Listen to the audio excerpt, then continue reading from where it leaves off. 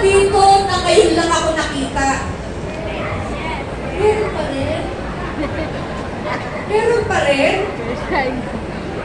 Diyan lang ako nakatira sa Magistrado Torres.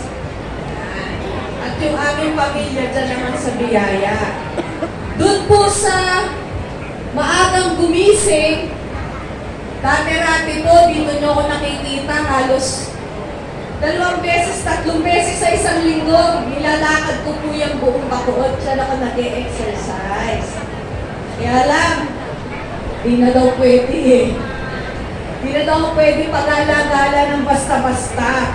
Kaya at least ngayon, nakita na naman ninyo, di ba? So maraming salamat po sa inyo. Di ba? Dito naman ako.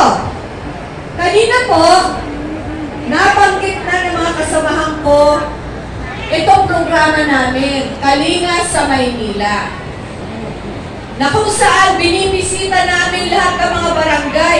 Isang taon at kalahati na namin itong ginagawa mula po nung ako ang naging mayor. Iniikot na po namin ang buong Maynila. At sa araw na ito, dito po namin ginustong pumunta. Kasi, ang mga tao dito sa Bacood siguro, madalang naman pumupunta sa City Hall, di ho ba? Madalang. Kaya kami na mismo nagdala ng mga programa, proyekto at serbisyo dito, hindi na talaga nyo kailangan pumunta doon. Kung palit daw. Ayan, mas maganda ang boses ko.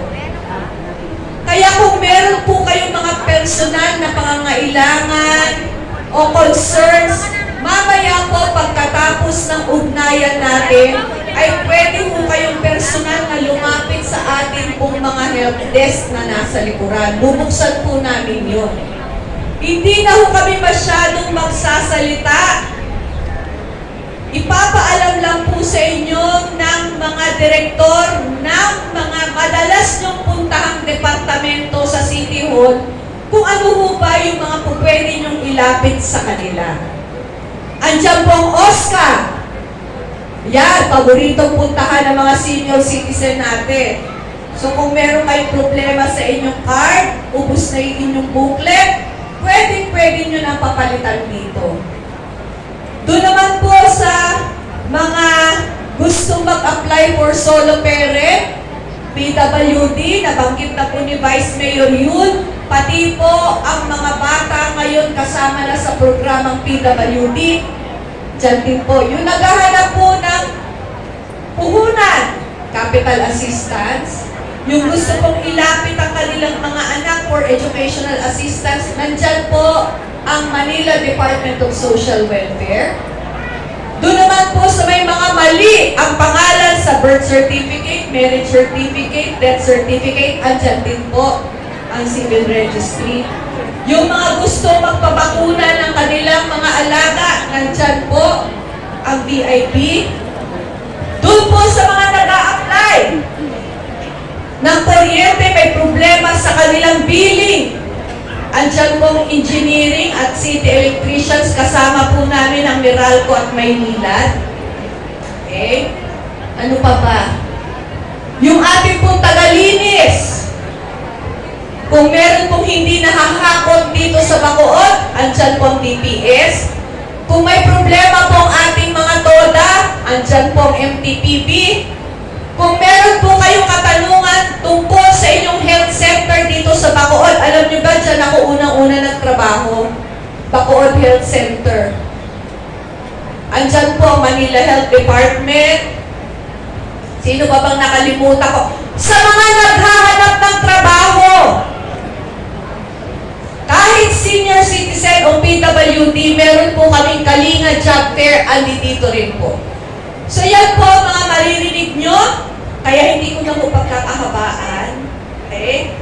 Isa-isahin na po natin sila. Unang-una po ang paborito ng ating mga senior citizen, ang ating pong direktor ng OSCA, ay Peace and Order, dyan pala si Colonel Ibay, ang ating pong district director.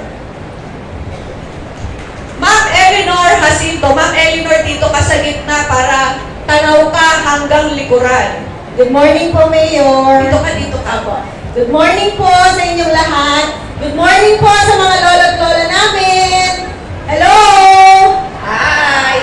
Nais ko lamang pong magpaalala, lahat po ng nag-birthday ng January 1, 2024 hanggang ngayong araw na to po, na sino po ang may birthday ng January 17, 2024 at wala pa po kayong mga hawak-hawak na Senior Citizens ID, nandito po kami sa likuran, ang aming OSCA Help Desk, upang kayo po ay bigyan ng Senior Citizens ID.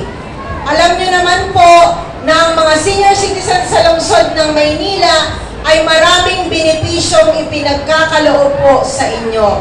Ganun po kayo kamahal ng ating mapagkalingang ina ng Maynila. Kaya po, sasamantalahin ko na po ang pagkakataong ito, nandito lamang po kami sa likuran, pwede po kayong magtungo sa kahit na anong concerns, at kung kayo po ay mag-a-apply ng inyong Senior Citizens ID at kukuha rin po ng mga purchase booklet. Marami pong salamat at magandang umaga po muli sa inyong lahat. Ma'am Eleanor, paano po pag nawala ang kanilang Senior Citizens ID nung kailangan nilang dalhin? Ang kailangan lamang po ay notaryal